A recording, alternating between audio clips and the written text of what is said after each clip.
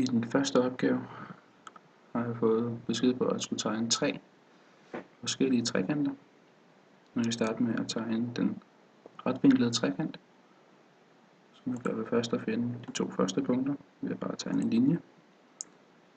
Og den er for at finde min vinkel på 90 grader, så finder jeg en vinkelret linje på mit punkt B.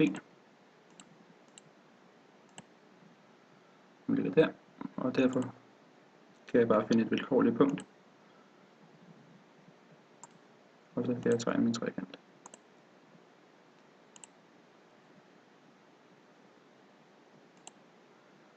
Uanset hvilket punkt jeg drejer af, vil den altid bevare de 90 grader.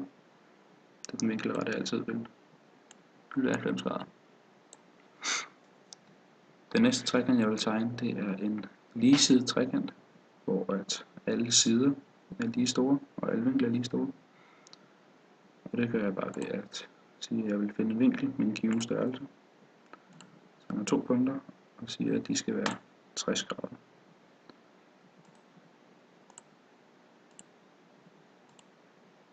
Og så skal jeg forbinde den, og så har jeg en trekant, hvor alle sider vil være lige store, uanset hvilket punkt jeg trækker i.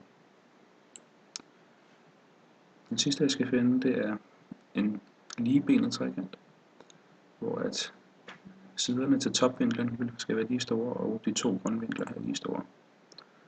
Det gør jeg ved at tegne en cirkel, og mine punkter på cirklen, og der vil så vel en topvinkel kommer til at ligge i centrum. Så jeg binder dem, så kan jeg så se, at de 2 sider til topvinklen her vil altid være lige lange, da de har længden radius den samme. Hvis jeg trækker i den, så kan jeg også se, at vinklerne altid vil forblive lige store. Her skal jeg så konstruere en vinkel eller en firkant med en omskåren cirkel. Jeg vil starte med at konstruere en firkant.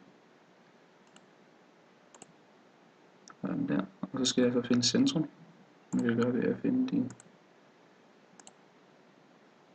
4 midtnormaler. Og finde skæringspunkter, som så er mit centrum. Og centrum bruger jeg også i min cirkel. Og så derfor har jeg min omskårne cirkel. Jeg ved så, at punktet her vil altid have lige langt ud til hvert hjørne. Af den grund, at den vil altid have radius ud til cirklen. Og dermed, så hvis jeg trækker rundt her, vil jeg altid kunne se, at der er lige langt ud til alle punkter. Her skal jeg så prøve at konstruere en firkant, hvor 3 ud af de 4 midtnormaler vil skære hinanden i samme punkt. Så jeg starter med at tegne min firkant. Og det gør jeg hvilken som helst her.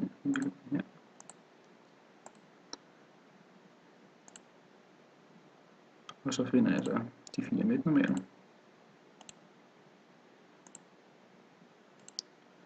Og kan jeg så også se, at de krydser hinanden 2 og 2. Og så skal jeg så prøve at få 3 ud af de 4 til at krydse hinanden i samme punkt.